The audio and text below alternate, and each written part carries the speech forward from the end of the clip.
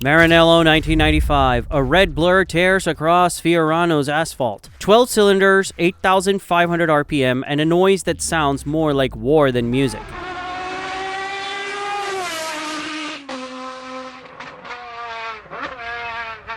The driver hits the straight, 200 miles per hour, and the car's rear end starts dancing. There's no traction control, no safety net, just a steering wheel, a clutch, and chaos. When he returns to the pits, the mechanics look like they've just seen a ghost. Because what Ferrari just built wasn't supposed to exist. It was too raw, too violent, too honest. A Formula One car for the road. And the world wasn't ready. But 3 decades later, this failure might just be Ferrari's last masterpiece. Welcome back to Hidden Car Gems, the channel where we talk about cars that make absolutely no sense. And today we're diving into the most misunderstood Ferrari ever made. A car that was hated when it was new, but not worshipped like a lost relic from a braver time. This is the Ferrari F50, the supercar nobody wanted. But stay till the end, because what happened after its failure will change the way you see modern Ferrari forever. To understand the F50, you have to start with its ghost, the F40. Enzo Ferrari's final signature before he died in 1988. The F40 wasn't just fast, it was a weapon. Twin turbos, 478 horsepower, no ABS, no traction, no comfort. It was violent, mechanical, and magnificent.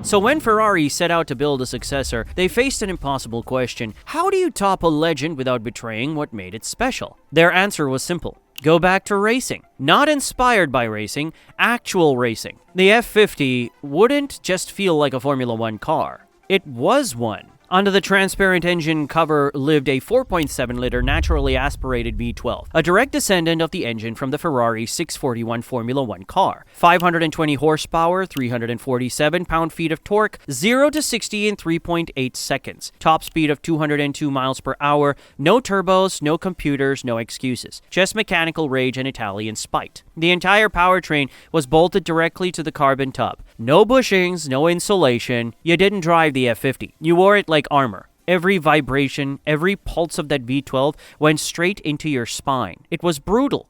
And it was beautiful. Ferrari engineers said it was a symphony of precision. Owners said it was too much. And that's exactly what made it pure. If this already gives you chills, hit that subscribe button. That sound, that's what real cars used to be. Ferrari revealed the F50 at the 1995 Geneva Motor Show. It was meant to celebrate the brand's 50th anniversary, a gift from the past to the future. It was a full carbon fiber chassis, a removable roof, and suspension so stiff it made race drivers wince. Ferrari promised the closest experience to Formula One on the road. And they weren't lying, but that's not what buyers wanted. They wanted leather, luxury, and turbo bragging rights. Instead, Ferrari gave them pain and perfection. The world didn't know what to do with that. Car and driver called it too clinical. Evo said it was nervous and unpredictable. Even Top Gear called it unfinished, but they all missed the point. The F50 wasn't built to impress. It was built to punish. And later in this video, you'll see how that punishment nearly destroyed Ferrari's reputation.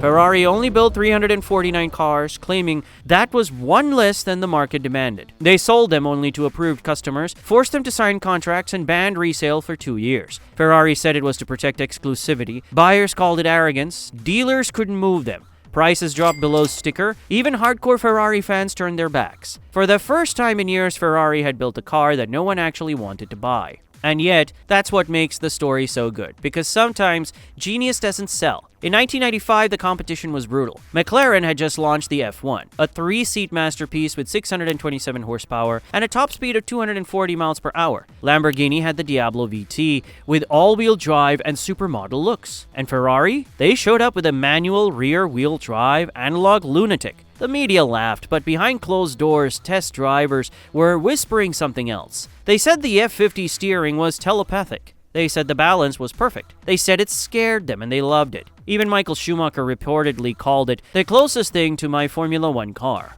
But by then, nobody cared. The market had moved on. By 1997, unsold F50 sat collecting dust in showrooms. Ferrari's management called it a commercial embarrassment. Enzo was gone, and the accountants were taking over. The F50 had proven a dangerous truth. Ferrari's customers didn't want race cars anymore. They wanted status symbols. So when the next Halo car arrived, the Ferrari Enzo, it had traction control, paddle shifters, and computers watching your every move. The F50's brutal honesty had been replaced with polite speed. But here's where it gets good. The world might have rejected the F50 then, but years later, Ferrari themselves would admit that this was the car that defined their soul. You'll see why in just a minute. Fast forward 20 years, every car now has sensors, software, silence, and suddenly the F50 starts to make sense again. It's raw, terrifying, and impossible to fake. No traction control, no stability system, just a clutch pedal and your own courage. The same journalists who mocked it now call it the last true Ferrari. And collectors who couldn't sell them in the 90s are now selling them for over $4 million. It's poetic justice. The car nobody wanted became the car everyone wants to touch, but no one can afford. The F50's biggest flaw was honesty. It didn't hide its noise, its heat, its flaws. It screamed them at you. You felt the heat from the engine, the vibration through the seat, and the smell of fuel after every pull. For modern buyers, that was too much. But for drivers, real drivers, that's exactly what made it divine. It wasn't pretending to be anything. It was Ferrari. At 8,500 RPM, the F50's V12 doesn't just make noise. It shatters air molecules. It's mechanical thunder, the kind of sound that makes grown men giggle and cry.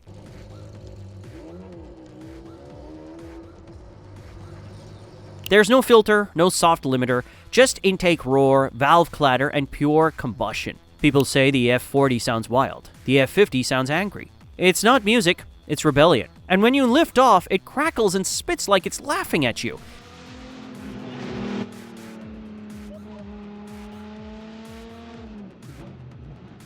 That's why every F50 that starts up today draws a crowd instantly. Not because it's rare, but because it sounds alive. Ferrari would never make something like this again. Every car after the F50 had traction systems, electronic aids, hybrid boost, and comfort modes. The F50 had none. It was the last time Ferrari handed you the keys and said, if you crash, that's on you. Modern reviewers call it the ultimate driver's car because once you master it, once you and the machine stop fighting, it rewards you like nothing else on earth. It's not perfect, it's human, and that's why it's legendary. Even Ferrari admitted it years later. Their engineers said the F50 was ahead of its time. The world wasn't ready for it. Now every collector who dismisses it is scrambling to get one back. The irony?